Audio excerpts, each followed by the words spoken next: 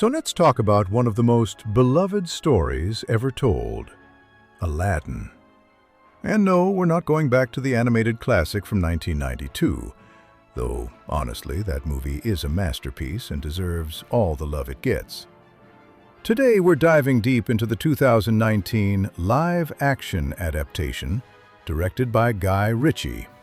And trust me, there is so much to unpack here. From the casting choices that had the internet going absolutely wild, to the jaw-dropping visuals, the incredible music, and everything in between, this film has a lot going on, and we're going to cover all of it. So grab your magic carpet, maybe a lamp if you've got one lying around, and let's get into it. First things first, what is this movie actually about? Now, if you grew up watching Disney movies, you probably already know the basic story. But let's lay it out properly because the 2019 version adds its own layers and twists to the classic tale. The film is set in the fictional Arabian city of Agrabah, a vibrant, bustling marketplace of a city filled with color, music, and life. At the center of it all is a young street kid named Aladdin, a charming, quick-witted guy who survives by his wits and a little bit of theft. Not because he's a bad person, but because the world hasn't exactly given him a whole lot of options. He lives by the motto, "One jump ahead," which, by the way, is also a song in the movie, and it perfectly captures who he is as a character. He's constantly running, dodging, scheming, and dreaming of something more. And then one day, his life changes completely when he crosses paths with a princess who's sneaked out of the palace just to see what real life looks like. That princess is Jasmine, and she's not your typical Disney princess waiting around to be saved. From the very first moment we see her in this film, it's clear that she has her own agenda, her own dreams, and her own fierce determination to make a difference. She's disguised as a servant when she meets Aladdin in the marketplace, and the two of them immediately have this magnetic connection, the kind where you just know these two people were meant to find each other. But of course, life isn't that simple. She's royalty, he's a street thief, and the gap between their worlds seems impossibly wide. And that tension, that impossibility, is really the emotional engine that drives the whole story forward. Now, who are the main characters and what makes them tick? Let's break it down properly, because this is where the film really gets interesting. Aladdin, played by Mena Massoud, is our hero. And before we go any further, can we just talk about how this guy nailed it? We'll get into the casting in much more detail later, but Mena Massoud brought such an incredible energy to this role. He's likable, he's funny, he's got charm pouring out of every single scene. And yet he also manages to convey that deeper vulnerability, the part of Aladdin that genuinely believes he's not good enough just as he is. That inner conflict is really what makes Aladdin such a relatable character. He's not a bad guy pretending to be good. He's a good guy who sometimes makes bad choices because he's desperate to be seen as more than what he is. Then there's Jasmine, played by Naomi Scott, and honestly, she might be one of the best things about this entire film. The writers and director made a very deliberate choice to expand her character significantly from the animated version. In this 2019 take, Jasmine is not just a princess looking for love and adventure. She's a woman with genuine political ambitions. She wants to be the Sultan. She wants to lead her people. She's educated, she's thoughtful, she understands the world in a way that her father, who is kind but somewhat naive, does not. And the film gives her a brand new song called Speechless, that has become something of an anthem for anyone who's ever been silenced or dismissed. We'll talk about that song more later, because it deserves its own conversation.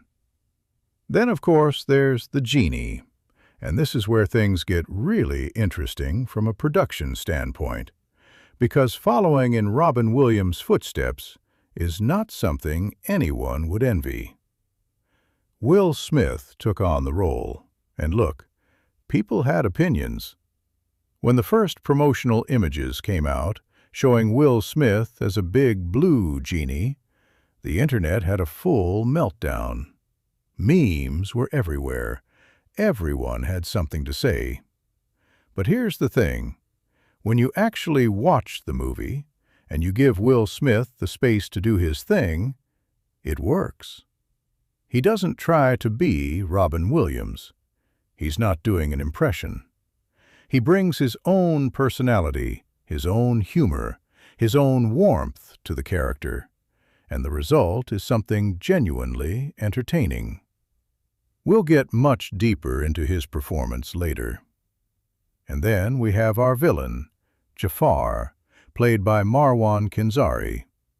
Now, Jafar is one of those Disney villains who, in the animated version, was so over-the-top menacing that he became iconic.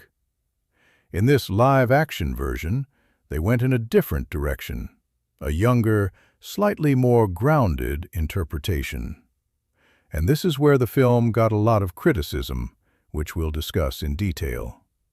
But let's just say for now that Jafar's role in the story is absolutely central. He's the Grand Vizier of Agrabah, the Sultan's most trusted advisor, and he has ambitions that go far beyond advising. He wants power, total, absolute power over Agrabah, and eventually the entire world. And the key to that power? A magic lamp hidden deep inside a mysterious place called the Cave of Wonders. Speaking of the Cave of Wonders, this is where Aladdin's journey truly begins. Jafar has been searching for a way into the cave, which, as legend has it, can only be entered by someone known as the Diamond in the Rough, a person whose worth lies far deeper than what's visible on the surface. Through some sneaky intelligence gathering, Jafar identifies Aladdin as this chosen person and manipulates him into venturing into the cave to retrieve the lamp.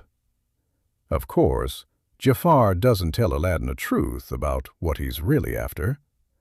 He spins a story, he plays on Aladdin's desires, and off our hero goes into one of the most visually stunning sequences in the entire film. Inside the Cave of Wonders, Aladdin encounters mountains of gold and treasure that he's not allowed to touch. A magical flying carpet that immediately bonds with him in the most adorable way, and deep in the heart of the cave, the lamp. When things go sideways, because they always do, Aladdin finds himself trapped underground with nothing but the lamp and a lot of questions. And then he rubs the lamp, and everything changes. The genie appears, and from that moment on, the movie shifts into a different gear entirely.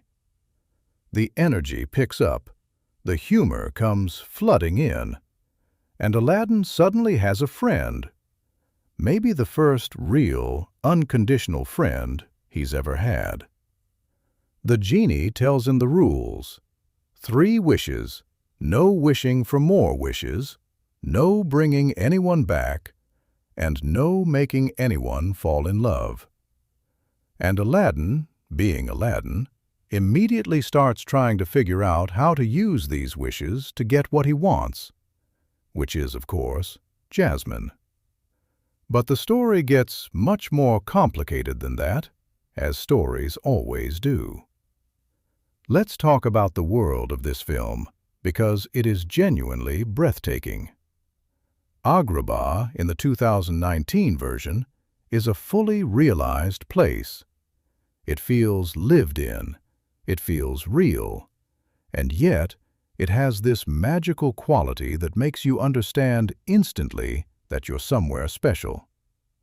The production design is extraordinary. The marketplace is packed with color and movement and life. The palace is enormous and opulent without feeling cold. The streets are narrow and winding and full of character. Every corner of Agrabah looks like it has a story to tell, and the film's cinematographer, Alan Stewart, deserves enormous credit for capturing all of it in a way that feels cinematic and immersive without being overwhelming. And the costume design, oh my goodness.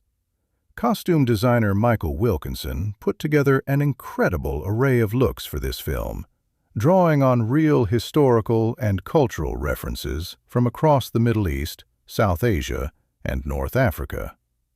Jasmine's outfits in particular are stunning.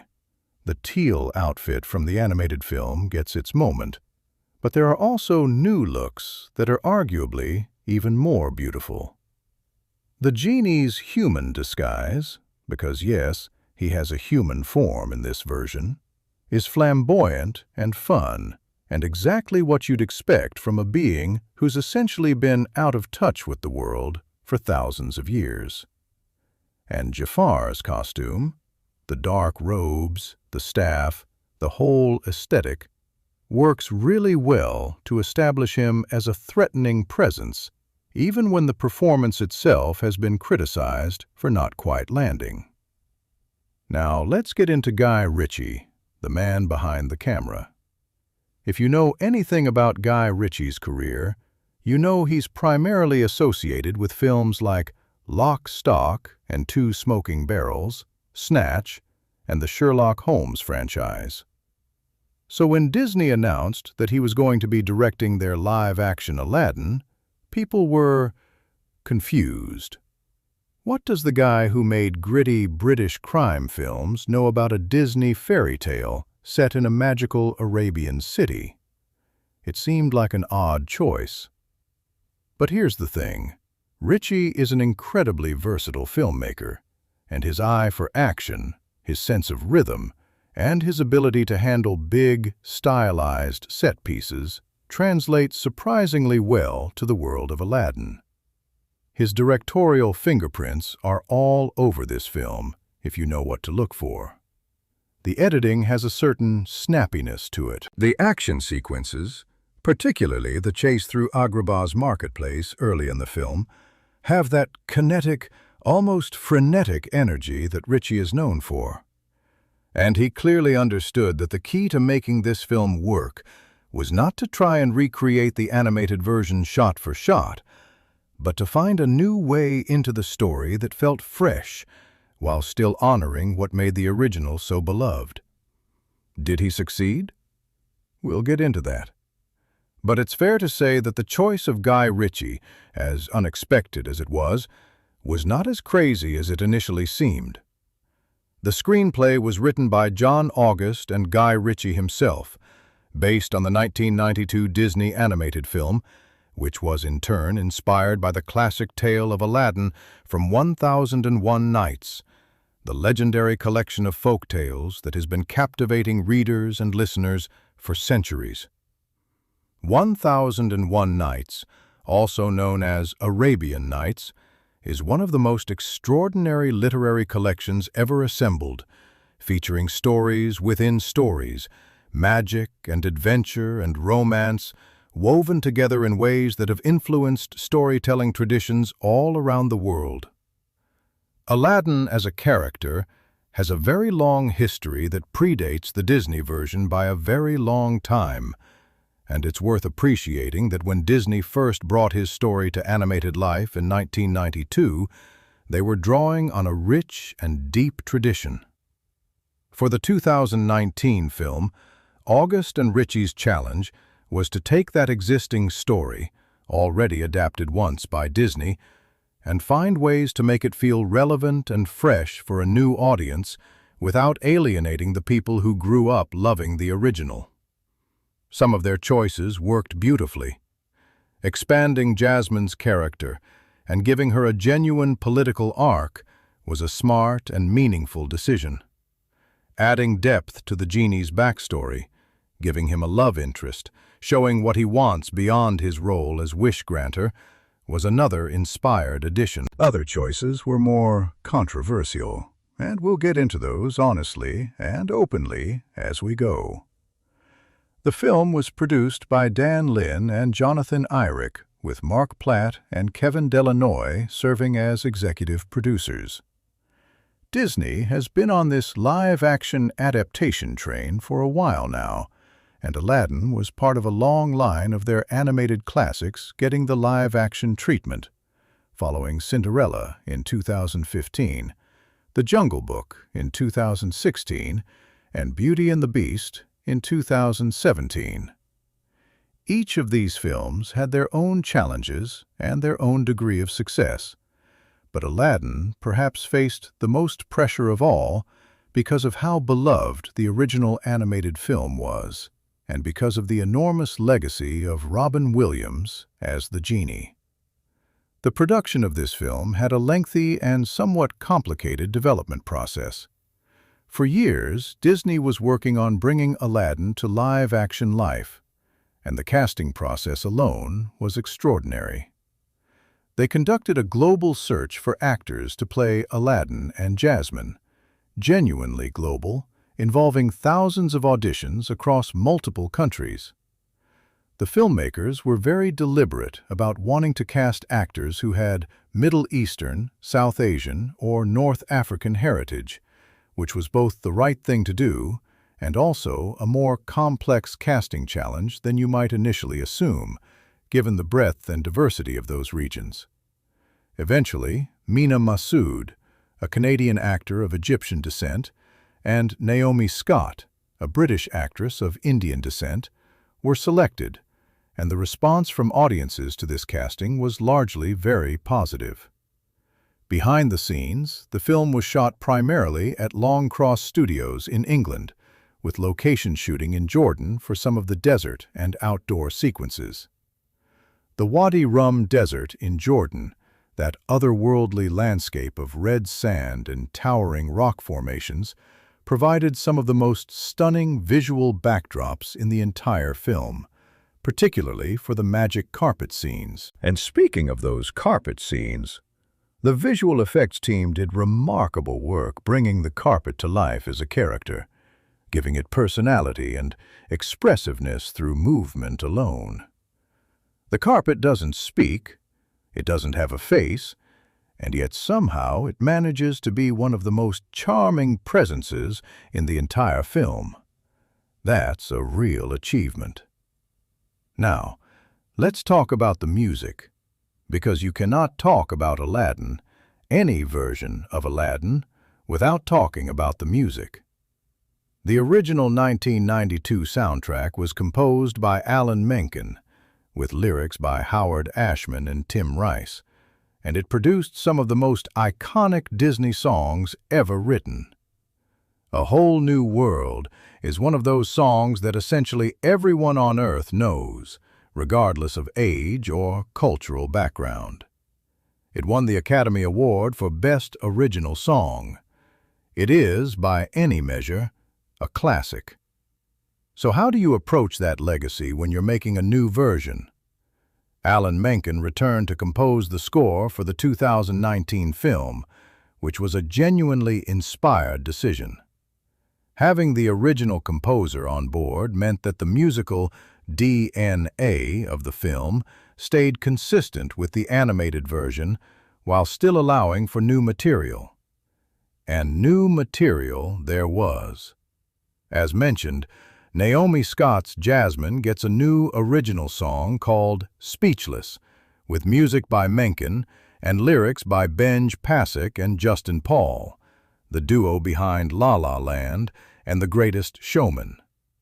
Speechless is a powerful, anthemic song about refusing to be silenced, and it was written specifically to give Jasmine a moment of musical self-expression that the original film never really gave her.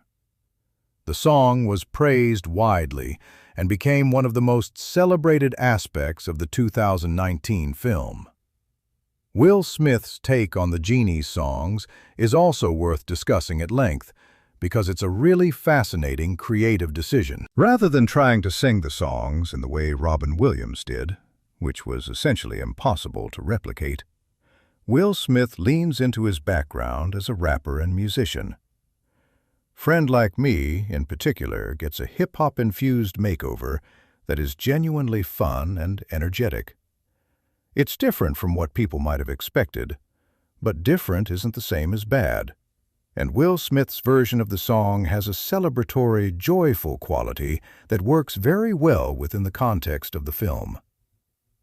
Prince Ali also gets a fresh treatment, and the staging of that sequence, Aladdin making his entrance into Agrabah as the fictional Prince Ali, is one of the most visually impressive moments in the entire movie.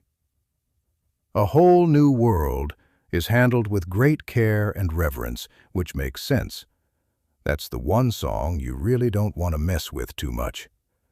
Mena Massoud and Naomi Scott sing it beautifully, and the sequence itself, the two of them flying on the magic carpet over various real-world locations, including the pyramids and other iconic landmarks, is romantic and dreamy in exactly the right way.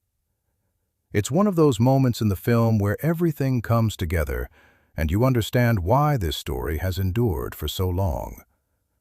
There's something genuinely magical about watching two people discover the world together for the first time. Let's circle back to the casting for a deeper dive, because it really is one of the most interesting aspects of this film's production. Mena Massoud, as Aladdin, was largely unknown before this film.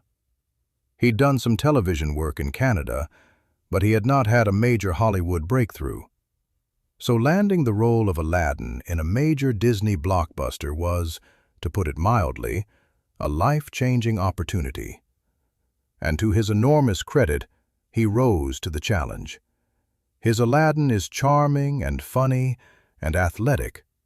Those parkour sequences in the marketplace really do require physical capability and commitment, and Massoud brings it. But more importantly, he brings emotional authenticity to the quieter moments. When Aladdin is alone and doubting himself, when he's made a mistake and is facing the consequences, Massoud sells it completely. You believe in him, and that belief is essential for the film to work. Naomi Scott as Jasmine is, in many people's estimation, the best thing about the entire movie.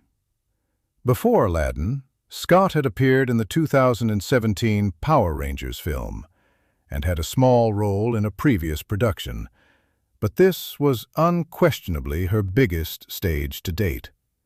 And she is extraordinary. Her Jasmine is dignified and passionate and funny and fierce, and Scott's singing voice is genuinely stunning. Her performance of Speechless alone would have been enough to establish her as a major talent, but she delivers consistently throughout the entire film. She also has remarkable chemistry with Massoud, which is crucial.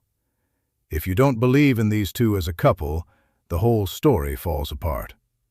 Fortunately, you absolutely do believe in them. Will Smith as the Genie is, as mentioned, a point of significant discussion. Let's be really honest here. The moment it was announced, many people were skeptical. Robin Williams' Genie in the 1992 film is one of the greatest voice performances in the history of animation. The improvisational energy, the speed, the sheer genius of what Williams brought to that role. It's not really possible to duplicate that. And wisely, Will Smith doesn't try. His approach is more grounded, more emotional, more integrated into the story as an actual character rather than a force of pure comedic energy. The Genie in this version has a love interest, a handmaiden named Dahlia, played with wonderful warmth by Nasim Pedrad, and this gives him a personal stake in the story beyond just being Aladdin's wish-granting companion. Smith is charming, he's funny, he's warm, And when the film needs him to be, he's genuinely moving. Is it as iconic as Robin Williams? No, but it's a strong performance in its own right. Marwan Kenzari as Jafar is, admittedly, where the film is most vulnerable to criticism. Kenzari is a talented actor. You can see that clearly in other work he's done. But the script and direction don't quite give him the tools to make Jafar the truly threatening presence that the character needs to be. In the animated film, Jafar was terrifying. A tall, skeletal figure with a theatrical menace and a genuinely sinister air.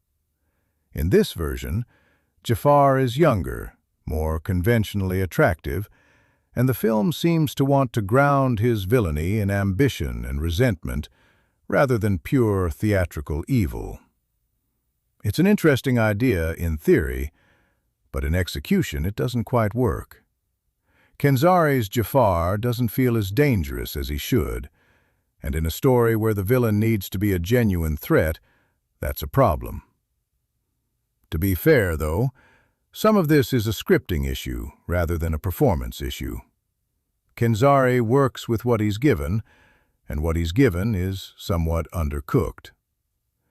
Nasim Pedrad as Dahlia, Jasmine's handmaiden and confidant, is one of the film's genuine surprises.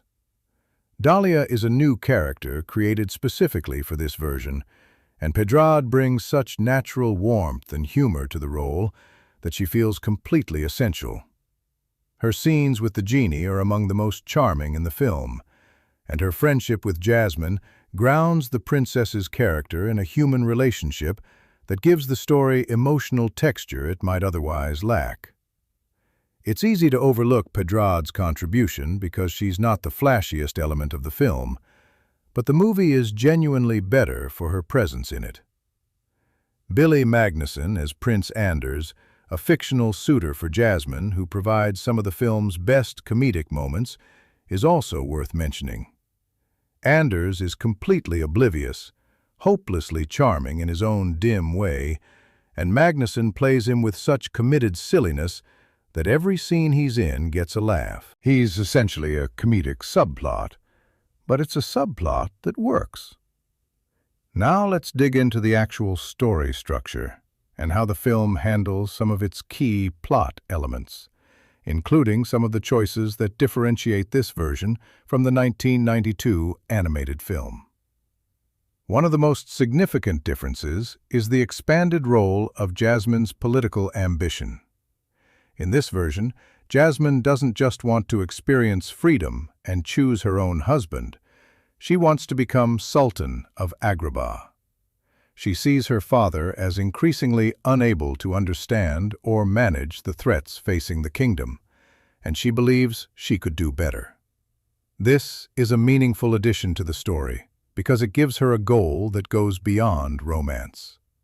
Her relationship with Aladdin is still central, but it exists alongside her ambitions rather than replacing them. This also makes the resolution of the film more satisfying from her perspective, because, without giving too much away for anyone who somehow doesn't know the ending, Jasmine ends up in a position to actually pursue her goals.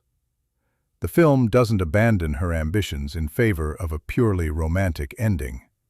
It finds a way to honor both dimensions of her character, which is exactly right. Another significant development in the plot involves the Genie's backstory. In this version, the Genie has a much fuller sense of his own history and desires. He's been trapped in the lamp for a very long time, and more than anything, he wants to be free.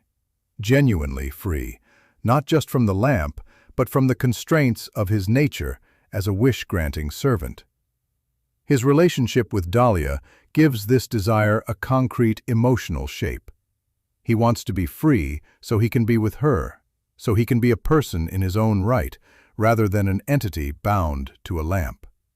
This adds genuine stakes to the Genie's arc in a way that the animated version, for all its brilliance, didn't fully explore. The film also spends more time developing the relationship between Aladdin and Jasmine before the wish-making begins. which pays dividends later when the stakes are higher. Their meeting in the marketplace is extended and given more space to breathe than in the animated version. We see them genuinely connecting, sharing a moment of real honesty about their respective situations before the plot mechanics take over. This groundwork makes us much more invested in their relationship as the story progresses. On the less successful side of the story, Jafar's plan and motivation, as mentioned, could have been developed more fully. The film gives him a backstory. He was once a street kid himself who clawed his way up to his position of power. But this backstory is introduced relatively late and doesn't really get the screen time needed to make Jafar feel fully three-dimensional. The idea that he and Aladdin share a similar origin is potentially fascinating. Two street kids who made very different choices about how to pursue their ambitions. But the film doesn't lean into this parallel as much as it could have. It's a missed opportunity that would have made the conflict between them much richer. Let's talk about the visual effects because they are genuinely central to how this film works. The Cave of Wonders sequence is spectacular. The scale of it, the gold, the shifting sand, the sense of imminent danger. It's everything you could want from a big fantasy adventure set piece. The magic carpet sequences are beautifully realized, using a combination of practical elements and visual effects in a way that feels seamless and real within the world of the film. And the genie's transformation sequences, when he appears, when he uses magic, when reality bends to accommodate his power, are inventive and visually striking. Where the visual effects are less consistent is in some of the wider shots of Agrabah itself. There are moments where the CGI city looks a little too artificial, a little too obviously constructed, and it breaks the immersion slightly. This is a criticism that applies to many modern blockbusters, and in the context of a Disney fantasy, it's perhaps more forgivable than it would be in a film striving for realism. But it's worth noting, because when the practical elements of the production, the real sets, the location shooting in Jordan, the costumes, are this beautiful, the moments where the CGI shows its seams do stand out. The film's cinematography was handled by Alan Stewart, and his work deserves more attention than it typically gets in discussions of the film. Stewart faced the genuinely difficult challenge of making a film that needed to feel magical and vibrant without becoming garish or overwhelming. Agrabah needs to feel like a real place, even as extraordinary things happen within it, and Stewart manages this balance with considerable skill. His camera moves with purpose and energy during the action sequences, but finds stillness and intimacy in the quieter moments. The palette he uses, warm golds and blues and reds, gives the film a consistent visual identity that feels rooted in its setting, while also evoking the color language of the animated original. The use of lighting throughout the film is also thoughtful, in ways that go beyond pure aesthetics. Indoor scenes in the palace are often lit with a warm, golden light that makes the opulence feel real and inviting. Scenes in the Cave of Wonders have an entirely different quality, cooler, more mysterious, with the magical glow of the lamp providing the primary source of warmth. The genie's sequences often involve a kind of supernatural luminescence that separates him from the rest of the visual world. These are choices that a skilled cinematographer makes to guide the audience's emotional experience, and they work. The film runs at approximately 128 minutes, which is a pretty comfortable length for a family adventure film of this scale. It moves quickly enough that younger viewers won't get restless, but it takes enough time with its characters and their relationships that the emotional beats land with real weight. Pacing in live-action adaptations of animated films can be tricky. Animated films can cover a lot of story ground very quickly through montage and song, and translating that to live action can result in films that feel either too rushed or too slow. Aladdin manages the transition reasonably well, though there are a few sequences in the second act that feel slightly padded. Now, let's talk about how the film was received, because this is a complicated story with several different dimensions. Critically, the film received mixed reviews. The critical consensus, roughly speaking, was that it was an enjoyable but not entirely successful adaptation, that it had significant strengths, particularly in its cast and its music, but also notable weaknesses, particularly in its villain and in some of the visual effects work. The Rotten Tomatoes score sits around 57%, which places it firmly in the mixed reception category. But here's the thing. Audiences absolutely loved it. The audience score on the same platform is significantly higher, and the film was a massive commercial success, earning over $1 billion at the global box office, which makes it one of the highest-grossing films of 2019. This gap between critical reception and audience response is really interesting and worth exploring, because it tells us something about what different groups of people are looking for in a film like this. Critics, broadly speaking, were evaluating the film against a high standard set both by the original animated classic and by the best live-action Disney adaptations. Audiences, on the other hand, were there to have a good time, to experience a beloved story brought to life with spectacular visuals and great music and a cast they could fall in love with. And on those terms, the film delivers completely. If you go in wanting to be entertained, to have fun, to feel the magic of Agrabah, this film gives you all of that in abundance. The strengths of the film are numerous and real. The chemistry between Mena Massoud and Naomi is genuinely wonderful. They are believable as two people falling in love, and their scenes together have warmth and humor and a natural ease that can't be manufactured. Will Smith's Genie, whatever reservations people had going in, wins you over pretty quickly. His energy and charm and genuine affection for both Aladdin and the audience come through in every scene. The music is, of course, excellent. Alan Menken's score is rich and lush and emotionally intelligent. Speechless is a genuine addition to the Disney songbook, and the classic songs from the original are handled with love and care. The production design and costumes are extraordinary. Every frame of this film looks gorgeous.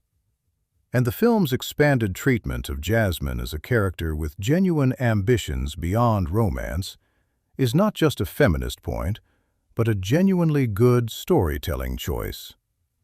The weaknesses, as noted, center primarily on the villain. Jafar simply isn't as threatening as he needs to be, and this is a problem that ripples through the entire second half of the film. When Jafar achieves his goals and becomes the most powerful sorcerer in the world, you need to feel the full weight of that. You need to feel genuinely afraid for Aladdin and Jasmine and everyone else. In the animated film, you absolutely felt that fear. In this version, the stakes don't feel quite as dire, and that diminishes the impact of the climax. There are also some visual effects sequences that don't hold up to scrutiny, and, as mentioned, some pacing issues in the second act. The film also received some criticism for its approach to cultural representation. While the casting of actors with appropriate heritage was widely praised, some critics felt that the film's portrayal of Agrabah and its cultural milieu was not as thoughtfully researched or respectfully rendered as it could have been. This is a nuanced conversation that touches on complex questions about how Hollywood engages with non-Western cultures, and it's worth acknowledging that these concerns were raised thoughtfully by people with legitimate perspectives. On the question of whether the film is recommended, and here we're getting to something genuinely subjective, the honest answer is, it depends on what you're looking for. If you're a deeply devoted fan of the 1992 animated film, and your primary interest is seeing it faithfully recreated, you might find this version frustrating. It makes changes. Some of them are significant. And no live-action version, however accomplished, can quite replicate the specific magic of the original animated film with its legendary score and Robin Williams at his absolute peak.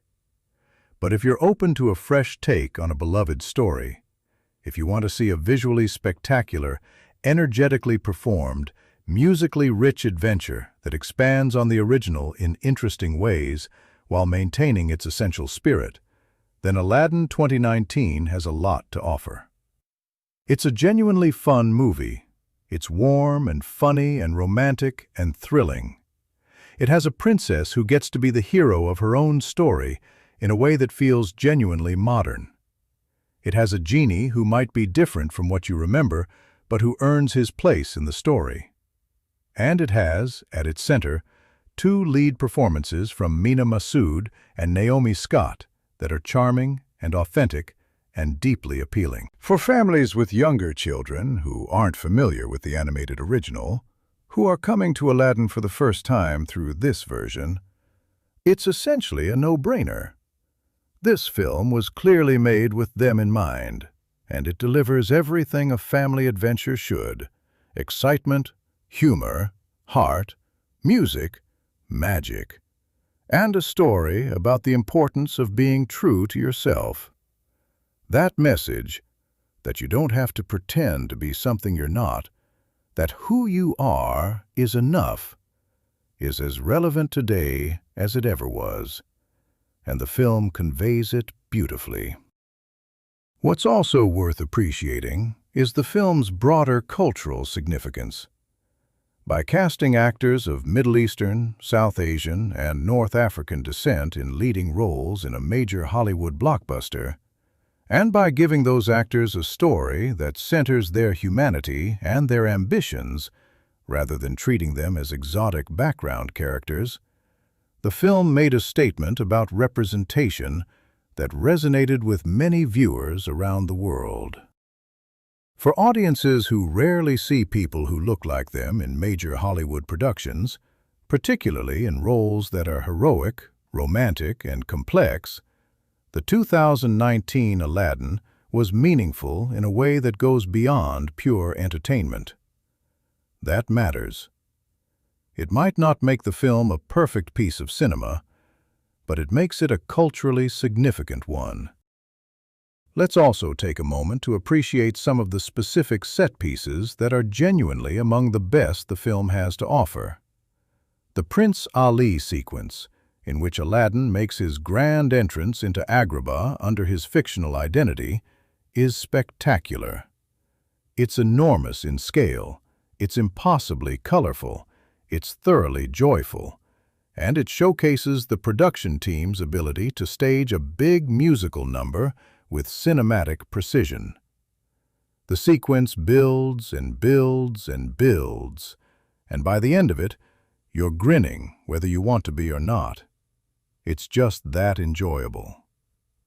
The magic carpet ride during A Whole New World is another highlight. Beautifully shot, romantically charged, and edited with a sensitivity that allows the song to breathe without overstaying its welcome. The sequence takes the couple over recognizable world landmarks, which is a nod to the original film's similar approach, but the execution here feels fresh and visually inventive. It's one of those moments where the film achieves what it's going for completely. The climax, while weakened somewhat by the Jafar problem, still has genuine excitement and some clever storytelling touches. Without going into full spoiler territory, The resolution of Aladdin's central dilemma, whether to use his wishes selfishly or sacrificially, is handled thoughtfully and feels earned by the character development that has come before. The film earns its happy ending, which is not always something you can say about big studio blockbusters. One of the subtler but more admirable aspects of the screenplay is its treatment of honesty and identity as themes. Aladdin's core character flaw is that he lies. He constructs a false identity because he believes the truth of who he isn't good enough. This isn't just about romantic deception, it's about a fundamental fear of being seen and found wanting. The film traces his journey from this place of self-doubt and performance to a place of genuine self-acceptance, and it does so through the consequences of his choices rather than just telling us he's learned his lesson. When Aladdin finally comes clean, to Jasmine, to the Genie, to himself, it feels like a genuine character moment, not just a plot requirement. That's good writing. Jasmine's arc mirrors Aladdin's in interesting ways.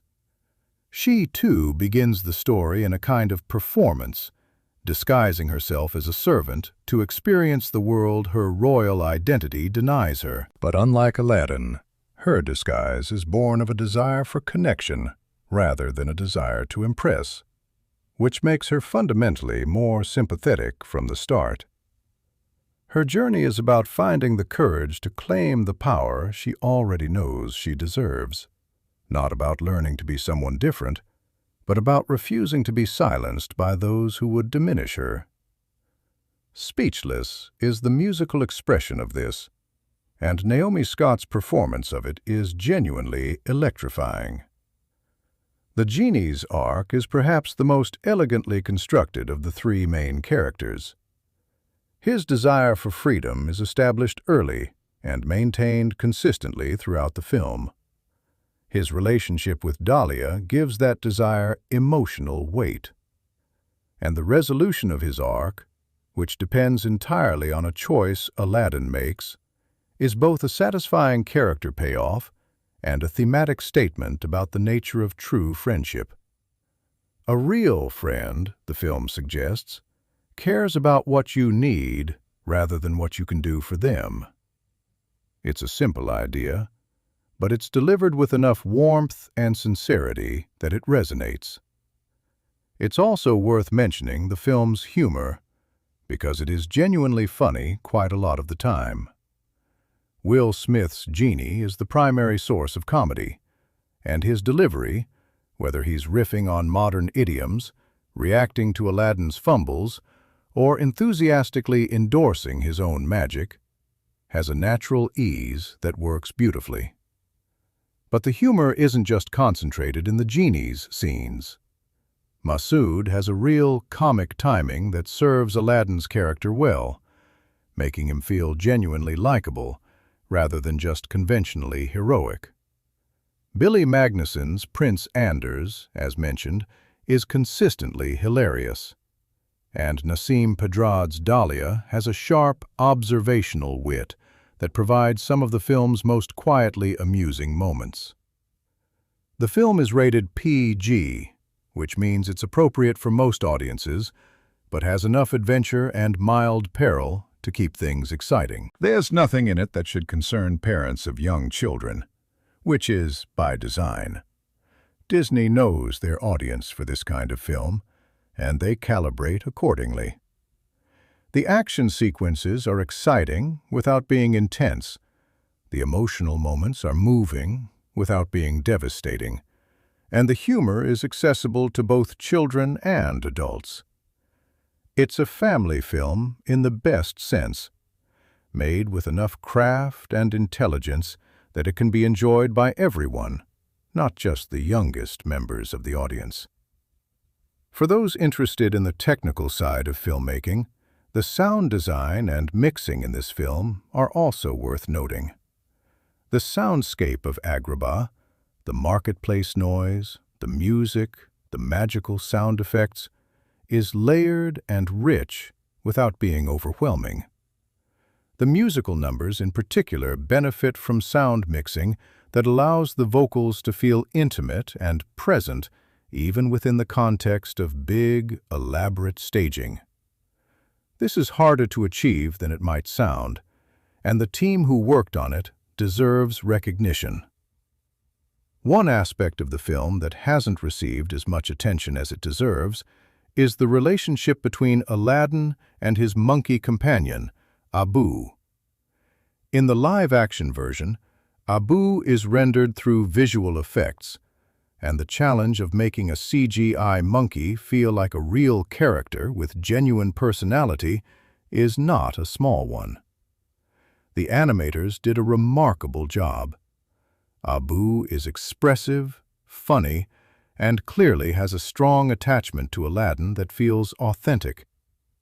His role is somewhat reduced compared to the animated film, which makes sense given the practical challenges of feature-length, photorealistic animal acting, but he's present enough to maintain the spirit of the original dynamic. Similarly, Iago, Jafar's bird companion, is handled differently in this version. In the animated film, Iago was voiced by Gilbert Gottfried and was essentially a comedic character with a crude, complaining personality who provided a lot of the film's humor. In the 2019 version, Iago is simply a bird. He doesn't speak, he doesn't have comedic lines. He's more of a visual symbol of Jafar's power than an independent character. This is one of the changes from the animated original that the film could perhaps have reconsidered, because Iago's comedic energy in the original was genuinely valuable, and his absence here is noticeable. Let's zoom out and look at Aladdin 2019 in the context of Disney's broader live-action adaptation program. The company has now produced many of these films: Maleficent, Cinderella, The Jungle Book, Beauty and the Beast, Dumbo, Aladdin, The Lion King, Cruella, Mulan, and others, with varying degrees of success. The Jungle Book, directed by Jon Favreau, is widely considered one of the most successful of the bunch, a film that found genuine reasons to exist as a new version of the story, rather than just a frame-by-frame recreation. Beauty and the Beast was enormously commercially successful, but received more mixed reviews from people who felt it added little to what the original had achieved. The Lion King remake was visually spectacular, but criticized for sacrificing the expressive personality of the animated characters at the altar of photorealism. Where does Aladdin sit in this hierarchy? Probably somewhere in the upper middle. It's not as artistically successful as The Jungle Book, but it's more genuinely entertaining than The Lion King. It adds more meaningful content than Beauty and the Beast. It has flaws, significant ones in the villain department, but it also has genuine strengths that make it worth watching. In a program of films that has been somewhat artistically uneven, Aladdin stands out as one of the more enjoyable entries, and its billion-dollar box office performance suggests that audiences agreed. The film's release in May 2019 was accompanied by significant marketing, including promotional campaigns that leaned heavily into the nostalgia factor, while also emphasizing the new elements, particularly the expanded role for Jasmine and the fresh take on the Genie. The initial reactions online were mixed, heavily influenced by those early promotional images of Will Smith as the Genie, which, as mentioned, caused something of a crisis in the meme community. But once the film was actually in theaters and people could see the full picture, the conversation shifted significantly. Word of mouth was strong, audiences were enthusiastic, and the box office numbers reflected that enthusiasm powerfully. The film had particular success in international markets, which is worth noting. It performed extremely well in China, which has become an increasingly important market for Hollywood blockbusters, and also had strong numbers across Europe, Asia, and Latin America. This international success speaks to the truly global appeal of the Aladdin story and to the film's ability to translate across cultural contexts in a way that a more specifically culturally located film might not. There's also something to be said about the film as an experience specifically designed for the big screen. In the era of streaming, when so many films are made to be watched on television or on a phone, Aladdin 2019 is unapologetically cinematic in its ambitions. It wants to be big and loud and spectacular. It wants the music to fill a room. It wants the visuals to overwhelm your field of vision. And in a theater, it achieves this. This is the kind of film that rewards being seen on the largest possible screen, and for audiences who had the opportunity to see it in theaters, it was genuinely an event. Having said all of that, because the film is now widely available for home viewing, including on Disney+, it holds up well on the small screen, too. The music sounds great through good speakers. The visuals are vibrant and colorful enough to pop even on a television, and the emotional beats are strong enough to work regardless of where you're watching. If you missed it in theaters and you're considering watching it at home, don't let the fact that it was made for the big screen put you off. It's still thoroughly enjoyable in either context. A word on the film's place in Disney's history and legacy, because this is worth thinking about. The 1992 Aladdin was a product of the Disney Renaissance, that extraordinary creative period from roughly 1989 to 1999, when Disney was producing some of the greatest animated films ever made. The Little Mermaid, Beauty and the Beast, Aladdin, The Lion King, Pocahontas, The Hunchback of Notre Dame, Hercules, Mulan. Film after film of extraordinary quality, representing the studio at the height of its creative powers. Bringing these films to live-action life is both a tribute to that legacy and, in some ways, an acknowledgement that it's difficult to top. These are beloved classics, and the decision to remake them is always going to be a complex one artistically. But Disney's reason for making these films is straightforward. They are beloved stories that continue to resonate with new generations of children, and bringing them to life in a new format allows those stories to reach new audiences, while also giving existing fans a new way to experience them. That's a legitimate artistic and commercial reason to make these films, even if the results are not always as artistically strong as the originals. And in the case of Aladdin 2019, the result is a film that genuinely stands on its own merits, not just as a companion piece to the animated original, but as an entertaining and emotionally engaging movie in its own right. The performances are worth coming back to one more time, because they really are central to why the film works as well as it does. Mena Massoud never got enough credit for what he brought to Aladdin. He had to carry a major studio blockbuster as a largely unknown actor, playing one of the most iconic Disney characters ever created. And he did it with complete confidence and grace. His physicality is impressive. The parkour sequences require real athletic ability, and he performs them convincingly. His comic timing is sharp. His emotional range in the quieter scenes is genuine. He makes you root for Aladdin completely, which is the most important thing an actor in that role needs to do.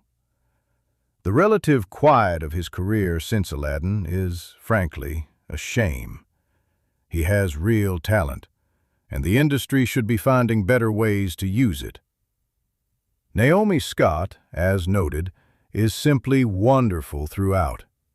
Her Jasmine is one of the best things Disney has done with a princess character in years. Not because they made her aggressively modern or stripped away her femininity, but because they gave her intelligence, ambition, and political engagement alongside her love story. She's not just waiting for the right man to come along, she's trying to figure out how to serve her people. And Scott plays all of this with complete authenticity. She doesn't grandstand. She doesn't make Jasmine feel like a lecture about female empowerment. She makes her feel like a real, complex, admirable person who happens to also be a princess in a fairy tale. That's a delicate balance to strike, and Scott strikes it perfectly.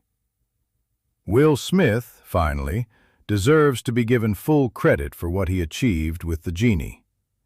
Coming into a role with this kind of legacy baggage is genuinely difficult. The expectations, the comparisons, the inevitable online commentary. And he handled it with remarkable grace.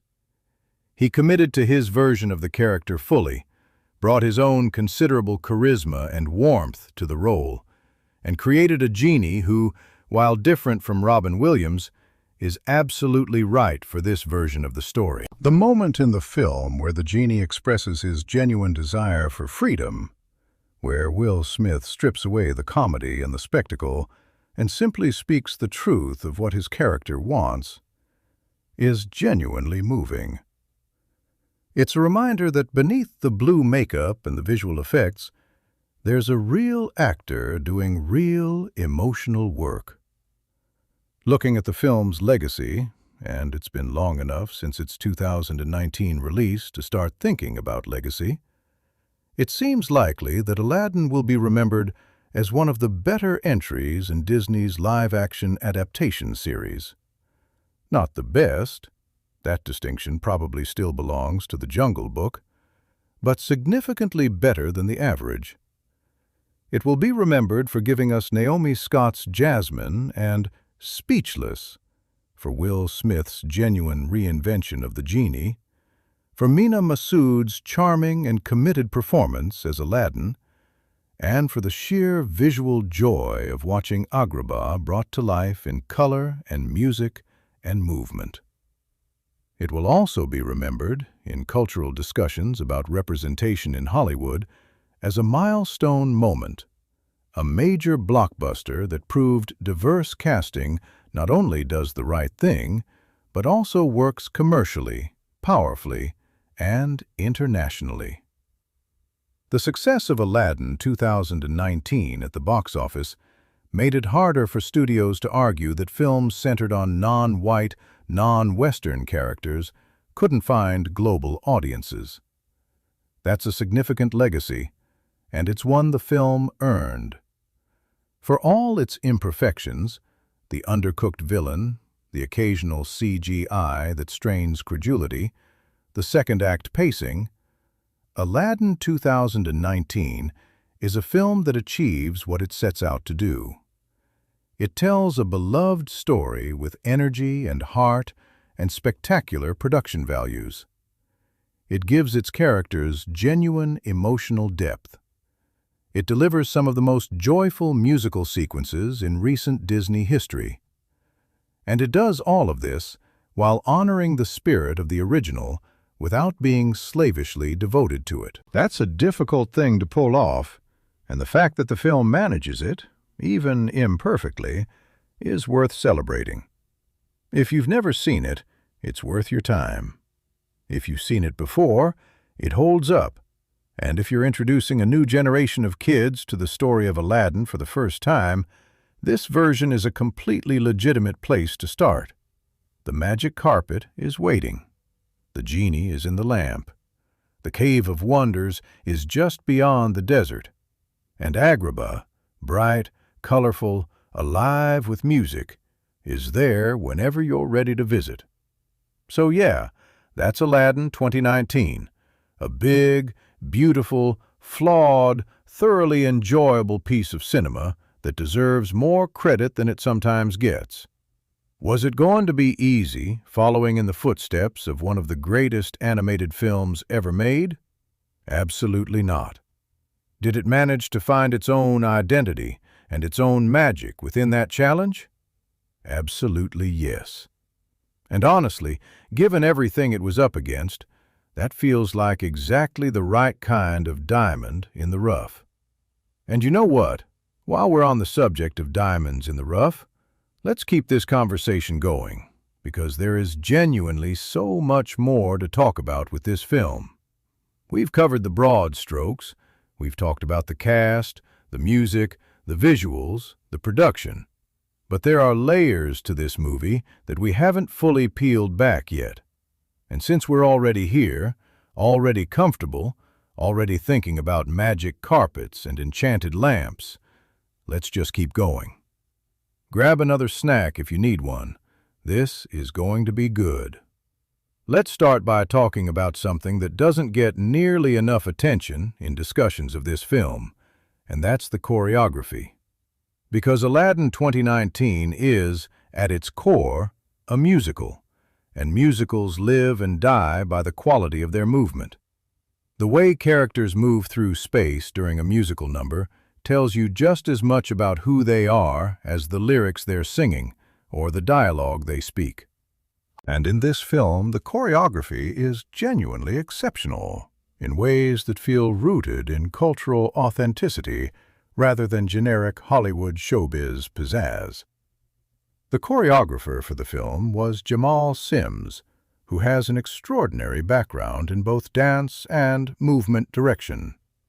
What Sims did with this film was draw on a rich variety of movement traditions, incorporating elements of Bollywood, Middle Eastern dance forms, North African performance styles, and blend them into something that feels cohesive and original, rather than just a mishmash of borrowed references. The result is choreography that feels like it belongs to the world of Agrabah specifically, rather than feeling like it was imported wholesale from a generic musical tradition. Look at the marketplace scenes, for example. The way the ensemble moves through those sequences isn't just about hitting marks and looking busy. There's genuine rhythmic intelligence to how the crowd interacts with Aladdin and with each other.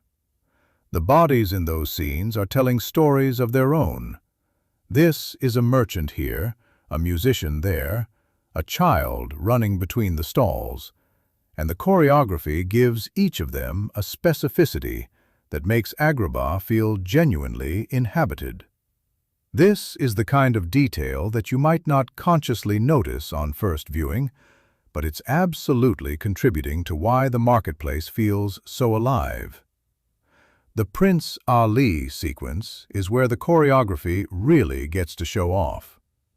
That procession into Agrabah is essentially a massive piece of movement theater. Hundreds of performers, animals, acrobats, musicians, all flowing through the city in a way that needs to look both spontaneous and precisely coordinated.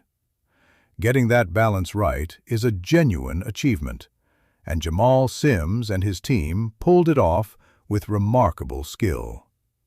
It's one of those sequences that you want to rewind and watch again immediately after it finishes, just to catch all the things you missed the first time. And then there's the dance sequence between Aladdin and Jasmine at the palace. A more intimate piece of choreography, but no less skillfully executed. That scene needs to convey both the formality of a royal setting and the growing, barely contained connection between two people who are clearly drawn to each other. The movement in that scene is doing a lot of emotional work, communicating through physical proximity and rhythm what the characters can't quite say out loud yet. Massoud and Scott clearly worked hard to make that scene feel natural and unforced, and it shows. Speaking of working hard, let's talk about the physical training that the cast went through for this film, because it's a dimension of the production that gives you a much deeper appreciation for what you're watching on screen. Mena Massoud, as Aladdin, had to be physically convincing as a street kid who survives partly through athletics and agility. The opening chase sequence through Agrabah's marketplace requires him to run, leap, climb, slide, and generally move like someone who has been doing exactly this his whole life. That doesn't happen without serious preparation. Massoud worked with trainers and movement coaches for months before filming began, developing not just physical fitness, but a specific movement vocabulary for Aladdin, a way of inhabiting space and moving through the world that felt authentic to the character. The parkour elements of his performance required learning techniques that take most practitioners years to develop. And while the film's stunt team and editing do some of the heavy lifting, a significant amount of what you see Massoud doing in those sequences is genuinely him. That commitment to physical authenticity adds a layer of credibility to those scenes that pure stunt work couldn't fully provide.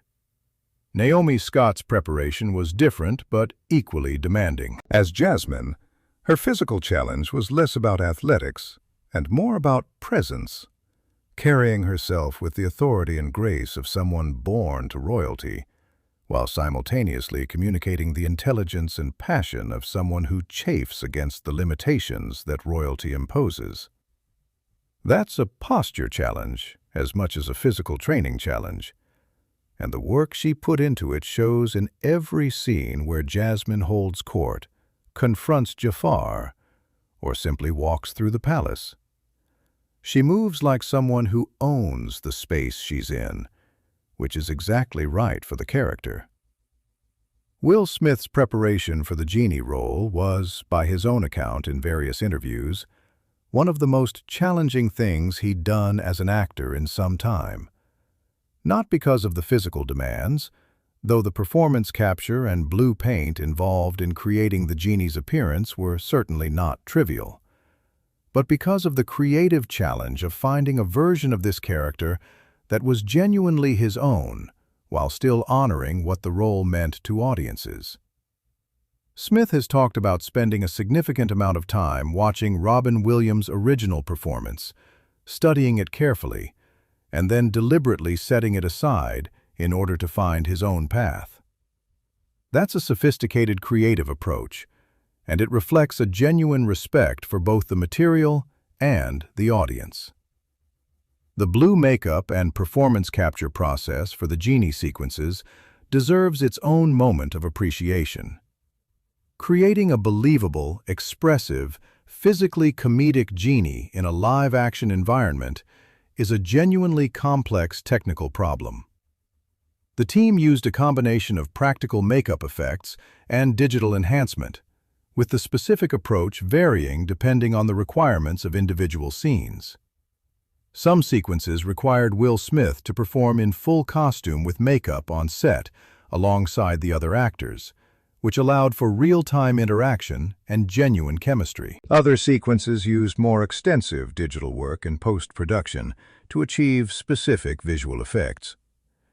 The seamlessness of the final result, or rather the relative seamlessness, since a handful of shots do betray the artificiality of the process, is a testament to the skill of the visual effects team. Let's take a moment to appreciate the film's approach to comedy more specifically, because comedy is a genuinely underappreciated craft element in discussions of blockbuster films. People talk about the action, the romance, the music, but the comedy is what often makes the difference between a film that's merely impressive and one that's actually enjoyable to spend 2 hours with.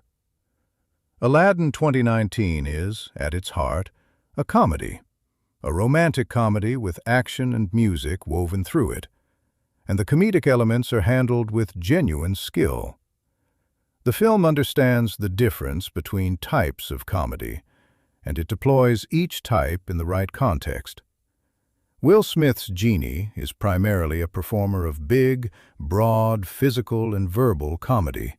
He's the character who gets the biggest laughs and the most overtly joke-shaped moments. Mena Massoud's Aladdin plays a more reactive kind of comedy. His humor comes from being thrown off balance, from trying to maintain a deception while everything around him conspires to expose the truth, from that very human experience of being in over your head and trying very hard not to let it show. That's a different comedic register, and it requires a different kind of timing and skill. Nasim Pedrad's Dahlia operates in yet another comedic mode, observational and dry, with a particular gift for the perfectly timed look or the understated comment that gets a bigger laugh than the more telegraphed joke. There's a scene early in the film where Dahlia watches Aladdin trying to navigate the world of the palace for the first time, and Pedrad's reactions, the slight raise of an eyebrow, the barely suppressed smile, are funnier than any written joke in the scene. That's pure comedic craft, and it's the kind of thing that elevates a film from good to great, without most viewers consciously registering why. Billy Magnuson's Prince Anders, meanwhile, is playing a very specific and ancient comedic type, the well-meaning idiot. His character is completely oblivious to his own absurdity, which is always the funniest version of that type, because there's no irony or self-awareness to undercut the comedy. Every time Anders appears on screen, he says or does something that is completely consistent with his established character, and yet somehow even more absurd than anything that came before. Magnuson commits to it with total seriousness, which is absolutely the right approach. Playing an idiot requires a kind of disciplined earnestness that is much harder than it looks. The comedic interplay between Aladdin and the Genie is also worth examining, because it establishes a dynamic that carries a lot of the film's emotional weight, as well as its humor. Their relationship is essentially a buddy comedy nested inside a fairy tale. Two very different personalities thrown together by circumstance and forced to figure out how to work together. The comedy in their scenes together often comes from the gap between their perspectives. The Genie has enormous power and has been observing human behavior for thousands of years, while Aladdin is a 20-something street kid with a lot of heart and very limited experience of the world beyond Agrabah's alleyways. The Genie finds Aladdin's earnestness endearing. Aladdin finds the Genie's omniscience both useful and slightly alarming. It's a good dynamic, and Massoud and Smith play it with genuine warmth. Now, let's get into the film's themes a bit more deeply, because Aladdin 2019, for all its spectacle and entertainment value, is genuinely trying to say something. And what it's trying to say is not simple or easily summarized, which is part of what makes it a more interesting film than it might initially appear. The most obvious theme is the one that's been part of the Aladdin story from its very beginning: authenticity versus performance. Aladdin spends much of the film pretending to be someone he's not. First as a street thief who dreams of being seen as something more, then as the fictional Prince Ali, a persona constructed by the Genie's magic to make Aladdin acceptable in the eyes of the Sultan, and, he hopes, in the eyes of Jasmine. But the film is very careful to show that this performance isn't just a practical deception. It's a symptom of Aladdin's deep-seated belief that his true self is not lovable or valuable. He's not lying because he's a bad person. He's lying because he's afraid. This is a psychological insight that the film handles with more sophistication than you might expect from a big studio family movie. The lie is not just about status or wealth, it's about identity. Aladdin has internalized the world's judgment of street kids, of people without resources, and he believes at some level that the world is right to value him less. The Prince Ali persona is his attempt to become someone worthy of the things he wants. And the problem, of course, is that the things he wants most, genuine connection with Jasmine, genuine friendship with the Genie, a sense of belonging in the world, are precisely the things that cannot be achieved through performance. They require the real him. They require vulnerability, And vulnerability is terrifying when you've spent your whole life learning that the real you isn't enough.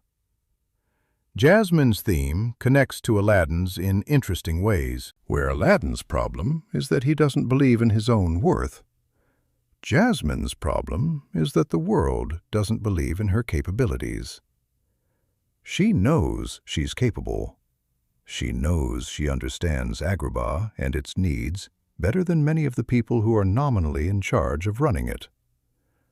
What she struggles against is a system and a specific villain in the form of Jafar that refuses to acknowledge this, that keeps telling her to be quiet, to stay in her place, to leave the serious business of governance to the men. Speechless is the direct confrontation of this theme. It's Jasmine essentially refusing to accept the story that other people are trying to write for her. What's sophisticated about how the film handles these two parallel themes is that it doesn't try to merge them into a single unified message. Aladdin and Jasmine are dealing with related but distinct problems, and the film respects that distinction. They help each other not by solving each other's problems, but by giving each other the courage and the context to solve their own. Jasmine sees through Aladdin's performance, not because she has magical insight, but because she herself has experience of wearing disguises, of not being seen as who she really is. And Aladdin learns to value himself not because Jasmine tells him he should, but because he experiences the consequences of the alternative and chooses, finally, to take a different path. The Genie's theme is freedom, which, on the surface, seems simpler than the themes of the two main characters, but is actually more complex than it initially appears. A genie wants to be free of the lamp, yes. But what does freedom actually mean for a being with his kind of power? What does it mean to choose your own life when you've spent an eternity defined entirely by service to others? The film doesn't answer these questions fully, which is actually the right call.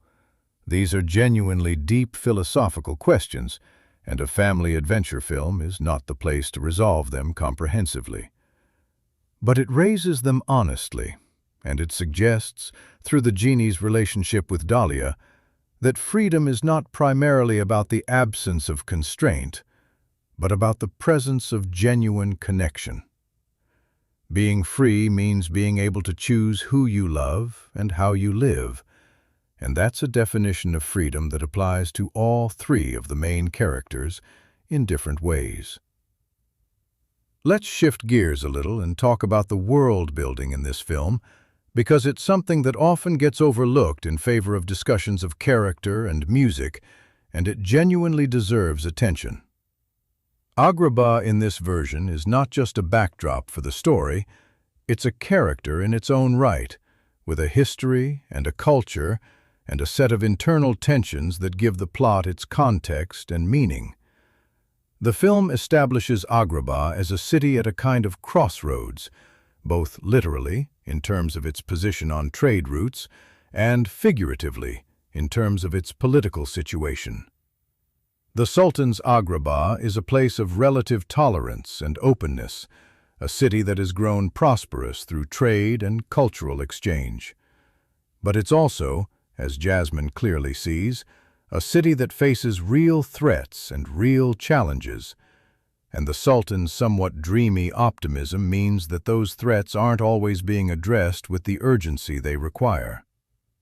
Jafar understands this vulnerability and exploits it, positioning himself as the hard-headed pragmatist who sees what the Sultan cannot or will not. This political context gives the story a grounding that pure fairy tales often lack. Agrabah isn't just a pretty setting for a romance. It's a functioning society with real stakes, and the question of who leads it and how has genuine consequences for real people. Jasmine's ambition to become Sultan is therefore not just a personal aspiration, but a political argument. She's saying, in effect, that the city needs leadership that actually understands and engages with its challenges. That's a substantive position, and the film treats it as one. The film also gestures, somewhat subtly, at questions of class and privilege that resonate beyond the fairy tale setting. Agrabah has a marketplace full of ordinary people, merchants and vendors and children and workers, whose daily lives are shaped by the decisions made in the palace. Aladdin comes from this world, and his perspective on it is different from Jasmine's. Even as someone who loves the city and has spent her life studying it, Jasmine has experienced Agrabah primarily from above, from the palace walls, from the position of someone who has never had to worry about where her next meal was coming from. Aladdin has experienced it from the ground up.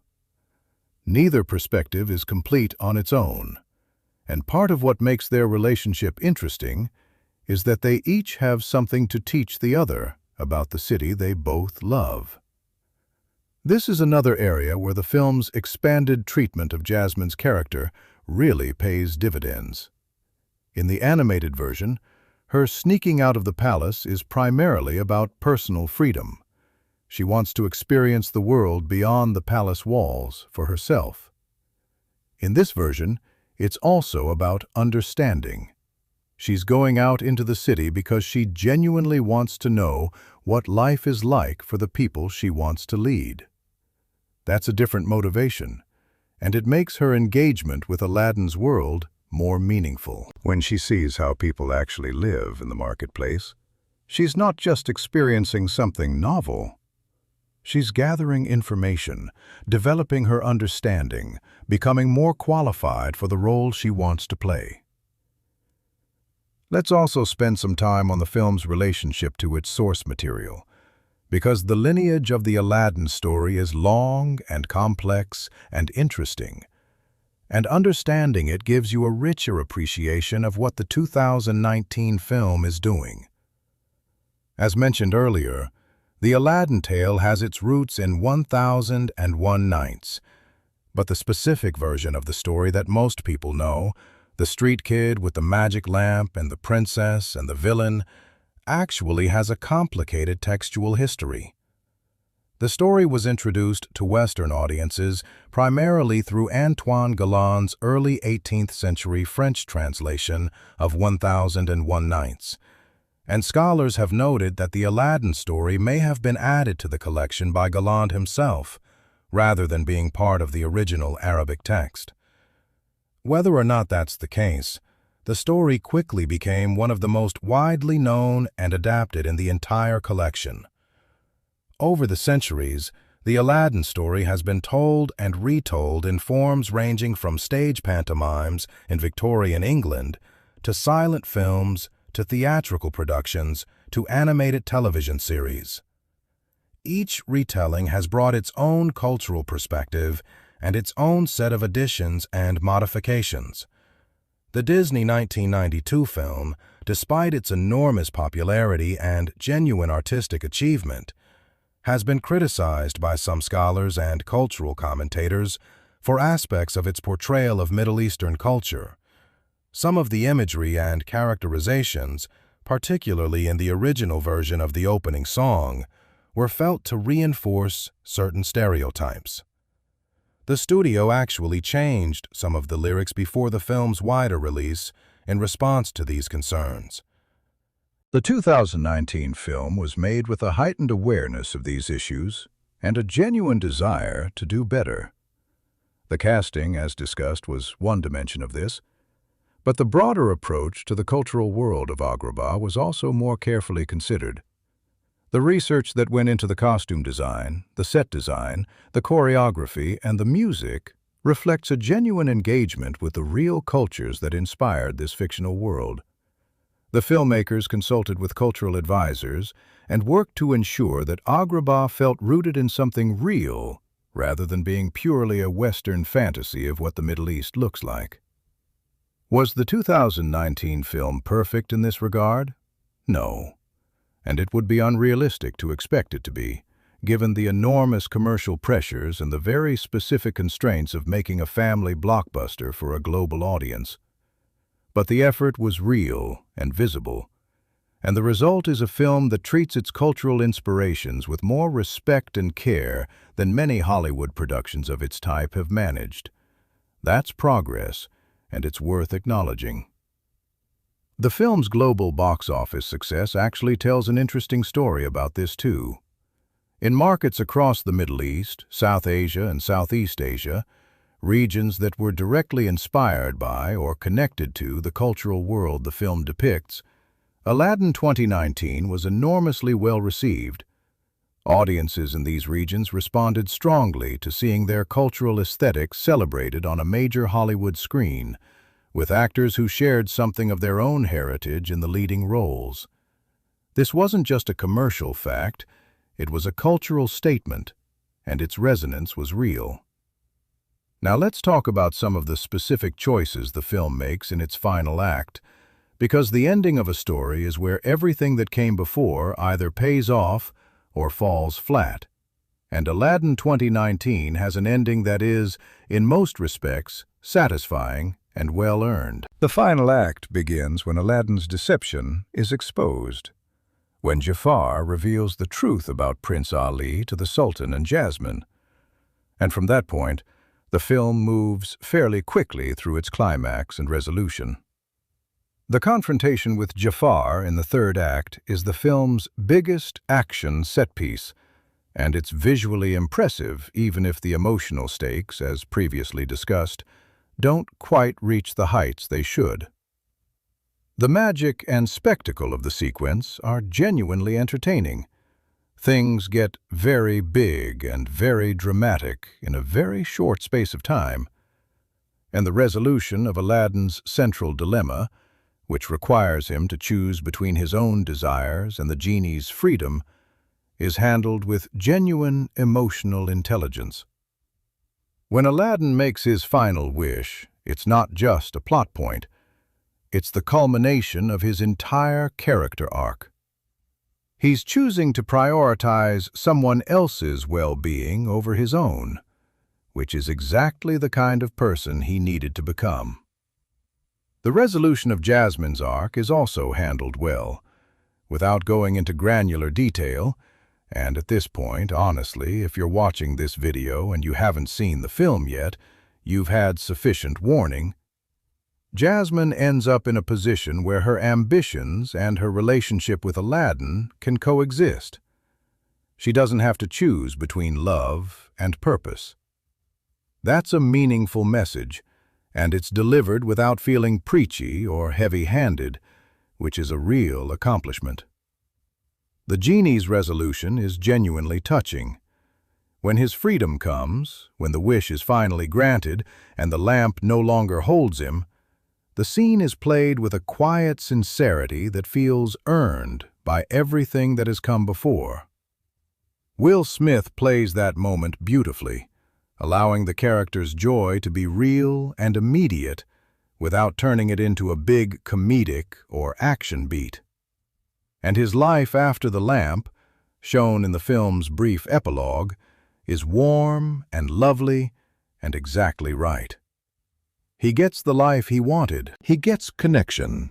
He gets to be a person. That's a happy ending that means something. The epilogue itself, a brief look at where all the main characters end up after the main events of the story, is one of the more charming sequences in the film. It doesn't overstay its welcome, it gives you enough to feel satisfied without spelling out every detail, and it ends on a note of genuine warmth and possibility. The world of Agrabah continues after the credits begin, and it's a world that seems to be in pretty good shape, which, after everything the characters went through to get there, feels like exactly the right note to end on. Let's pull back and think about something broader for a moment, something that the existence of this film raises in an interesting way. There's a recurring debate in film culture about whether remakes and adaptations are fundamentally valuable or fundamentally parasitic, whether reimagining existing stories is a creative act or a commercial shortcut. And Aladdin 2019 sits right in the middle of that debate in a fascinating way. On one hand, you could argue, and many critics did, that the film adds little to a story that was already told definitively in 1992. The animated Aladdin is a masterpiece. Why make a new version? What does it add? These are legitimate questions, and the answer isn't always as satisfying as you'd like it to be. On the other hand, the 2019 version does genuinely add things: a more fully realized Jasmine, a more emotionally complete Genie, a greater cultural intentionality in its depiction of Agrabah, a diverse cast that represents a real departure from Hollywood's historical tendency to center white actors even in stories from non-Western traditions. These are not nothing. These are meaningful contributions. The question of whether a film needs to artistically surpass its source material in order to justify its existence is one that doesn't have a clean answer. The 2019 Aladdin is not better than the 1992 original, But it might be better for certain audiences in certain contexts. For children encountering the story for the first time, who see themselves reflected in the cast. For adults who appreciate the expanded role of Jasmine. For families who want to experience the music and the magic in a new format. Different versions of a story serve different purposes for different people, and that diversity of purpose is not a weakness. It's one of the things that makes storytelling such a rich and enduring human activity. There's also something to be said about the act of adaptation itself as a creative challenge. Taking a story that everyone knows and finding new ways into it, new angles, new emphases, new dimensions, requires a different kind of creativity than creating something from scratch. It's not easier, necessarily. In some ways, it's harder, because you're working within constraints that are both practical and cultural. The audience brings their expectations and their memories and their emotional investments to the theater with them, and you have to navigate all of that while also trying to tell a compelling story in your own right. That's a complex artistic task, and the filmmakers of Aladdin 2019 deserve credit for taking it seriously.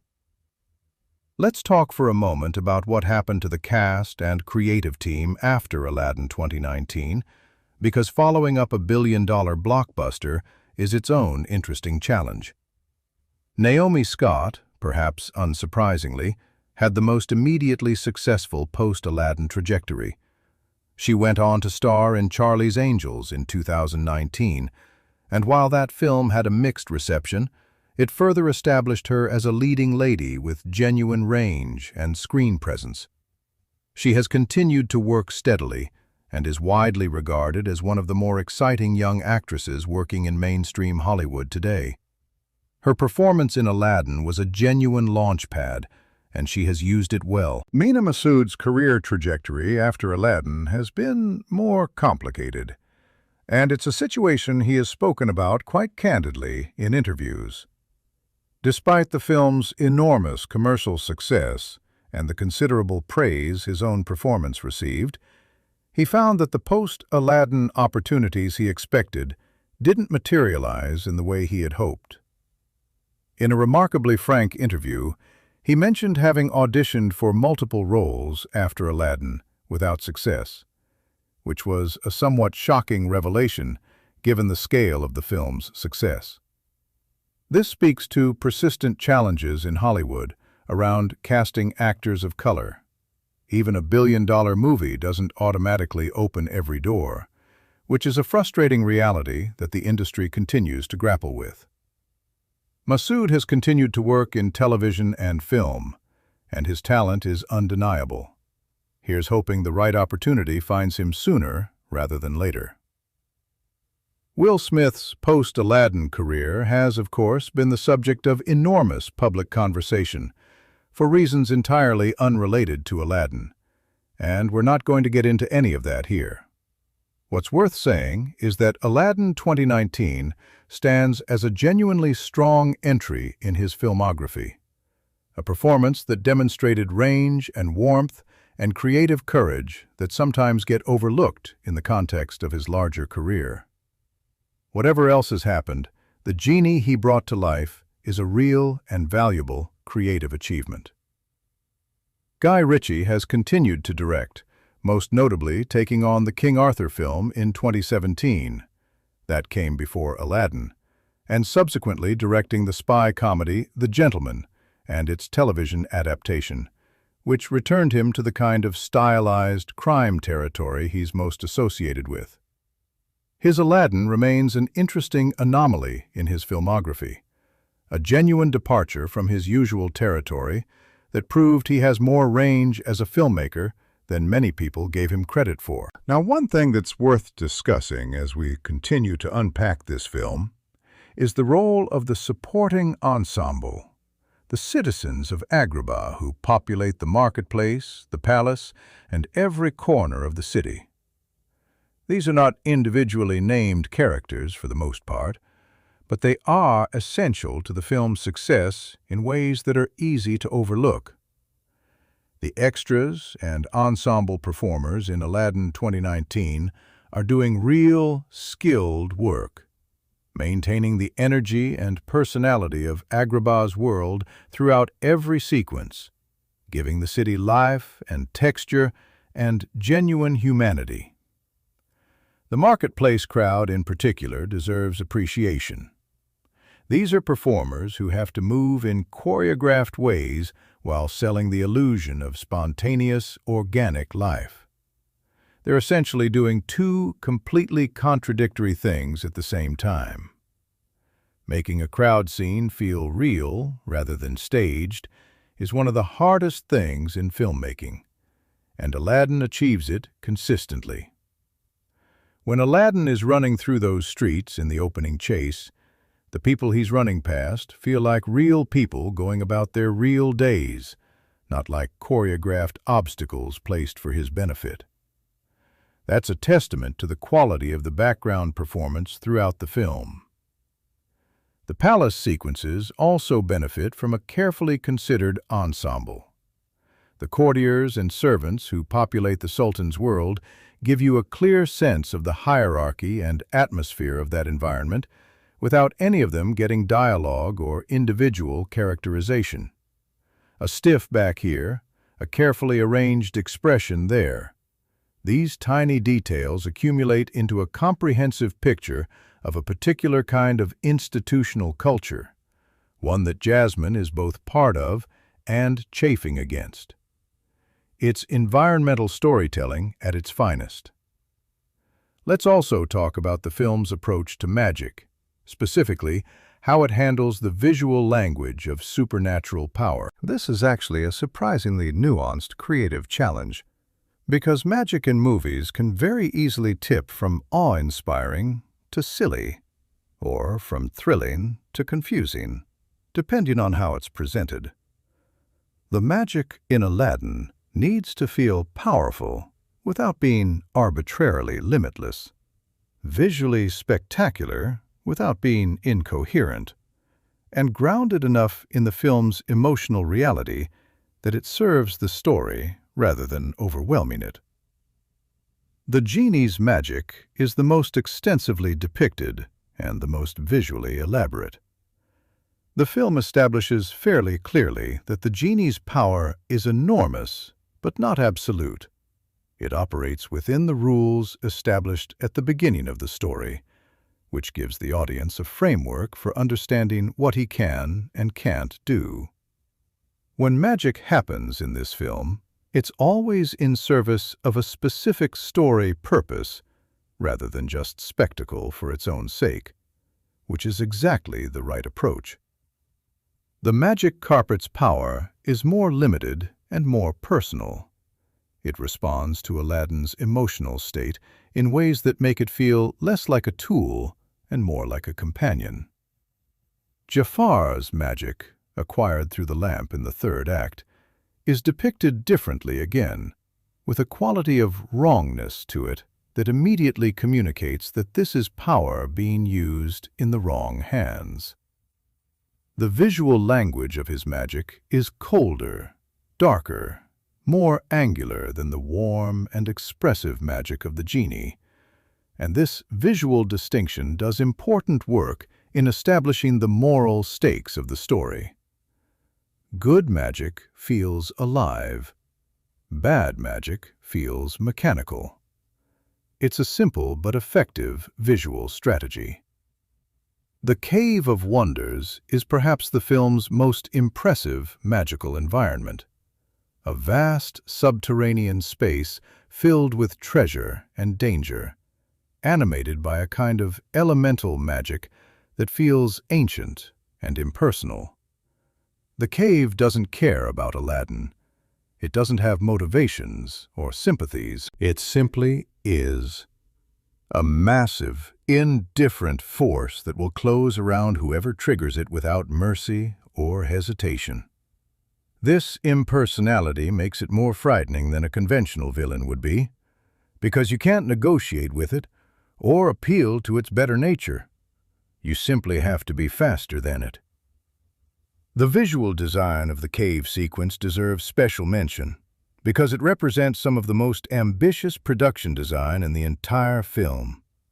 The scale of the space, the towering piles of gold coins and jewels, the enormous columns and arches, the sense of a world built for something much bigger than human beings is genuinely impressive. And the transition from the exterior desert to the interior of the cave is handled beautifully, using the shift in color temperature and lighting to communicate the passage from the known world to somewhere genuinely other. You feel, watching that sequence, that Aladdin has stepped out of ordinary reality and into something that operates by different rules. The magic carpet's first appearance in the cave is also wonderfully handled. It unfurls from its resting place with a kind of shy, tentative energy, curious about Aladdin, uncertain whether to trust him, feeling its way toward a connection. The animators gave the carpet such specific, expressive movement that you immediately understand its personality without needing it to speak or perform in any conventional sense. It's cautious, and then warm, and then playful, and by the time it's fully committed to Aladdin, you feel like you've watched a genuine relationship begin. That's remarkable storytelling through purely visual means. Actually, let's follow that thread for a moment, because the non-speaking characters in this film, the carpet, Abu, represent a fascinating technical and creative challenge. In the animated original, these characters could be as expressive as any human character, because animation allows for exaggeration and flexibility that live action doesn't. In a live-action film, you're trying to create comparable expressiveness through much more constrained means. The carpet's movement has to do what a face would do in a human character scene, and Abu's CGI performance has to convincingly replicate the emotional range of a real, complex creature.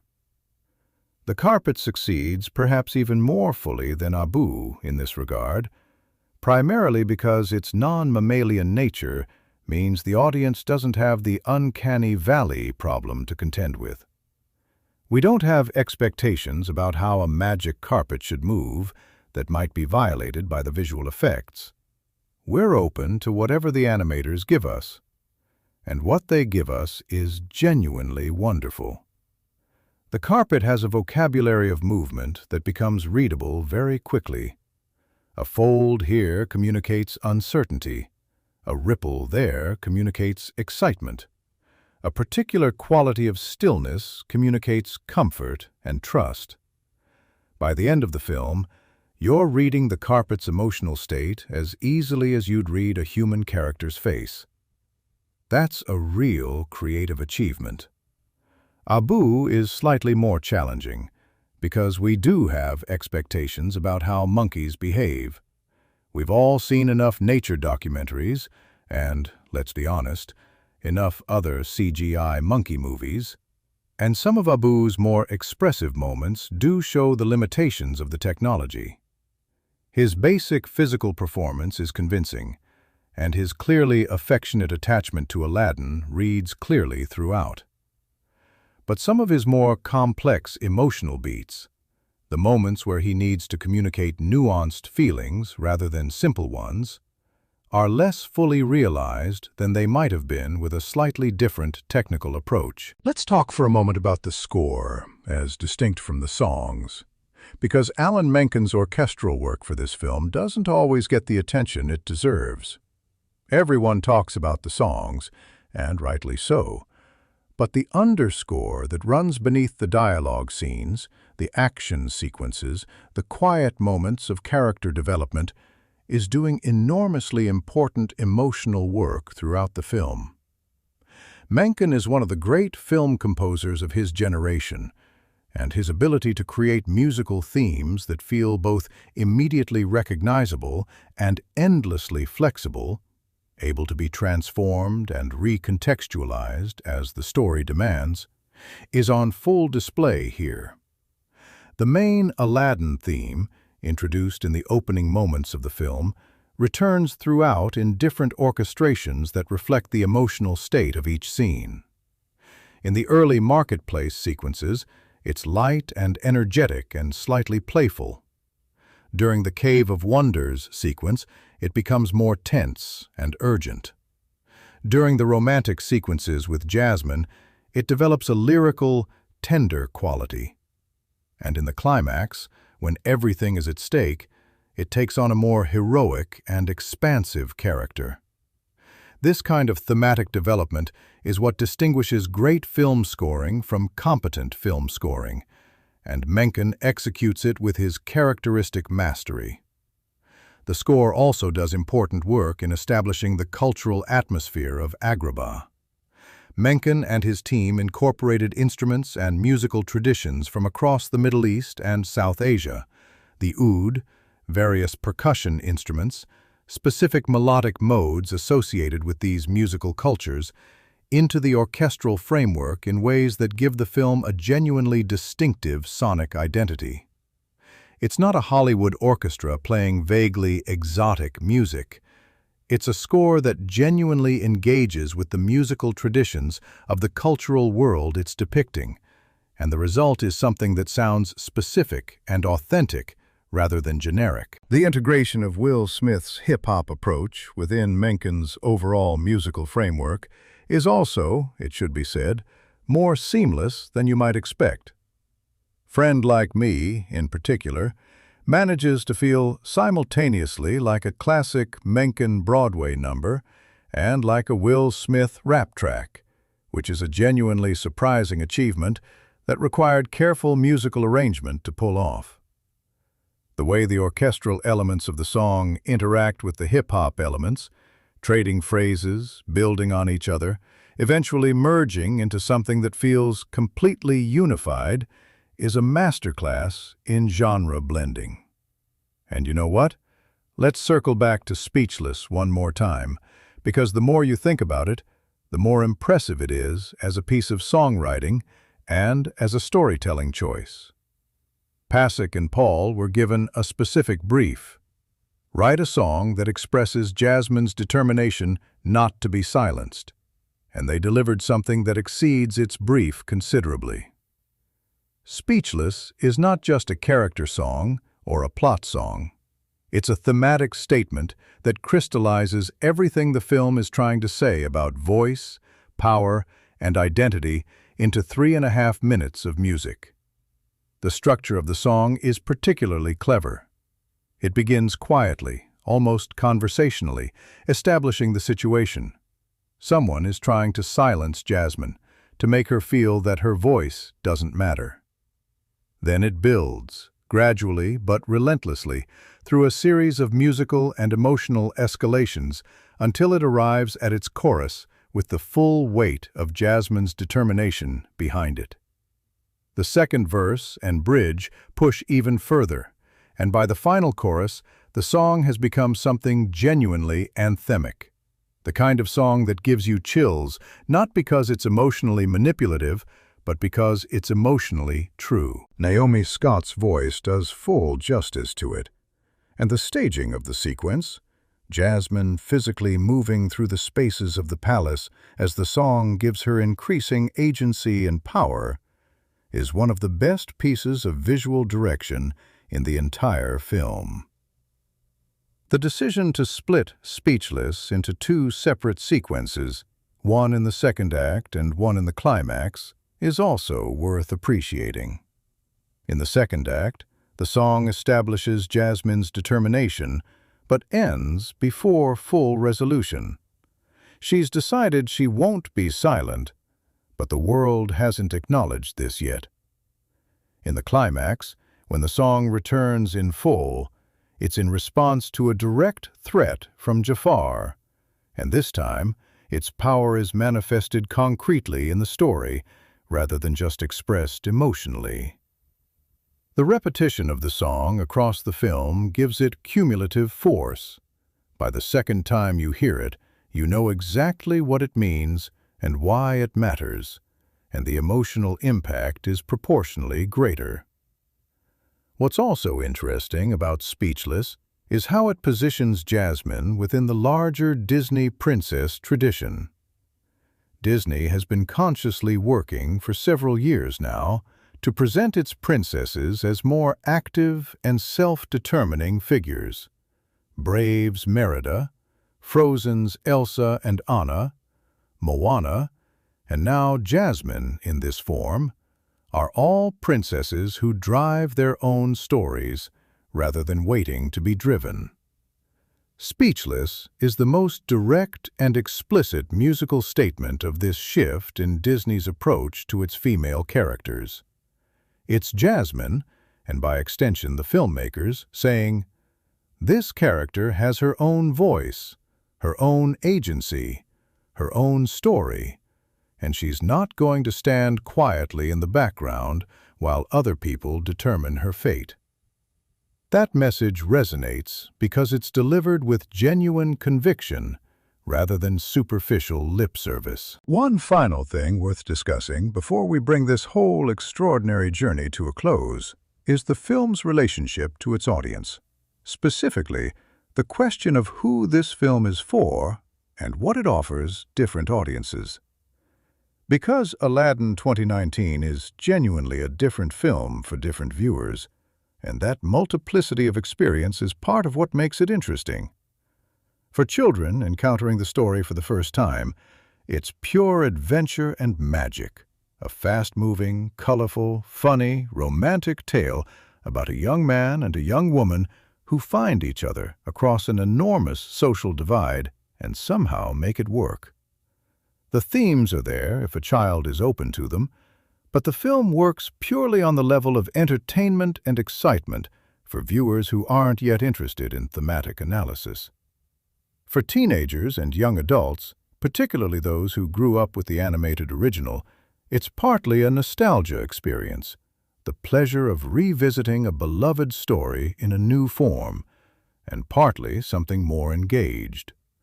This is the audience that notices and appreciates the expanded Jasmine arc, that finds Will Smith's Genie funny on its own terms rather than comparing him constantly to Robin Williams, that can hold both versions of the story in mind simultaneously and appreciate what each does differently. For adults who are parents, the film offers the particular pleasure of sharing a beloved story with their children, of seeing a new generation experiencing the magic of Agrabah for the first time, perhaps not even knowing yet that there was an animated version before this one.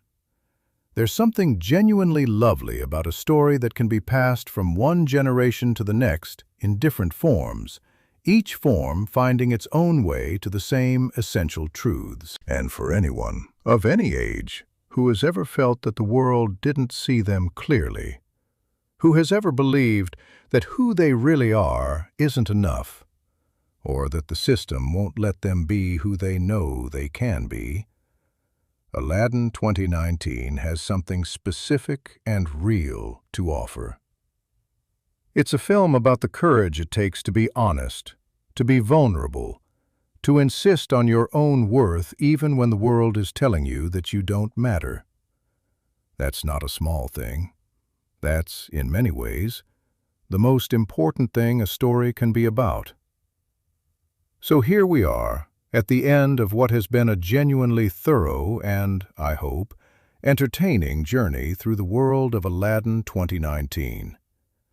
We've talked about everything from the choreography to the cultural significance, from the CGI carpet's expressive movement vocabulary to the thematic architecture of Speechless, from Guy Ritchie's surprisingly effective directorial approach to the film's place in Disney's long and complicated history of live-action adaptations. We've been honest about the film's weaknesses, because pretending they don't exist wouldn't serve anyone, and we've given full credit to its considerable strengths, because those deserve to be recognized clearly and specifically. The bottom line is this: Aladdin 2019 is a good film that could have been a great one if a few things had come together slightly differently. It has a great cast, great music, great production values, and a genuinely thoughtful approach to its characters and themes. It has a weak villain and some pacing issues, and a few visual effects that look less convincing on repeat viewings. It is not the animated original, and it never could be, and the film is wise enough to know this and not to try to be. What it is, instead, is its own thing, a live-action fairy tale with something real to say, delivered with considerable skill and genuine heart. And really, when you think about everything this film was up against, the legacy, the expectations, the impossible comparison to Robin Williams, the challenge of cultural representation, the pressure of being a billion-dollar studio production, the fact that it's as good as it is feels like its own kind of magic. Not the genie's magic, exactly, but maybe something even better. The ordinary human magic of a group of talented people working hard and caring deeply about what they're making. That kind of magic might not come with 3 wishes.